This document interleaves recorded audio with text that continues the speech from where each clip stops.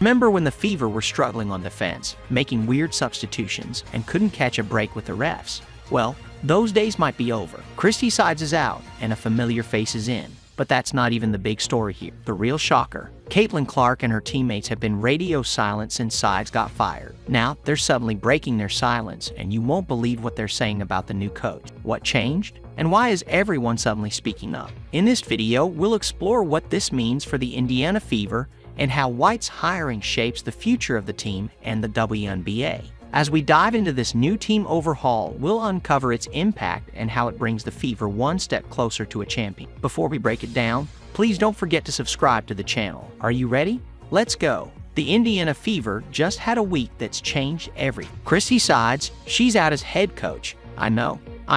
The team made the playoffs. So what gives? Well, let's break it down. See, Sides had a decent run. She helped guide the Fever to a 20-win, 20-loss record and their first playoff appearance since 2016. That's not too shabby, right? But here's the thing. The front office wasn't satisfied. They were looking at the bigger picture, and they saw some issues that just couldn't be ignored. Let's talk about those struggles. Defense. It was a mess. Rotations. All over the place.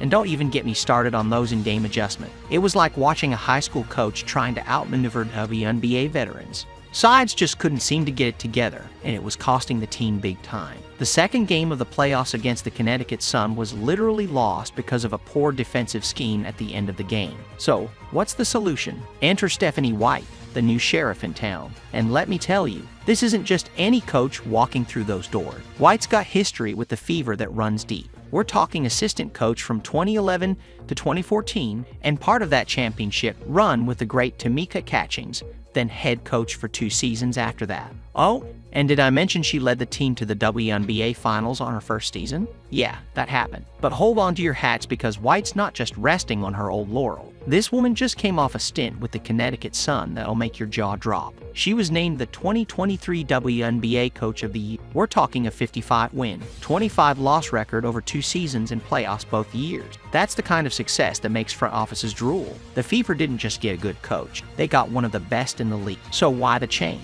Why now? Well, the Fever management isn't messing around. They won a championship and they want it now. They saw in White a coach with a higher ceiling, someone who could take this talented roster and push it to the next level. They're not just playing for playoffs anymore, they're playing for rings. But hold up, there's more to this story. We've got the coach, we've got the front office, but what about the player? What do they think about all this? That's where things get really interesting. But before we dive into that bit, let's take a moment to appreciate what's happening. The Fever are making moves, big moves, and the WNBA better watch out. Because with White at the helm, this team isn't just looking to compete, they're looking to dominate. If you've made it this far and are enjoying the video, don't forget to like, subscribe, and turn on all notifications. We know watching this video takes some of your time, and we'd appreciate it. Hold up, folks. Before we get to what the players think, there's something you need to know about Stephanie White. This woman is not just a coach. She's an Indiana basketball legend in her own right. And her journey is like she was destined to lead this team. Let's rewind the clock on White's basketball journey.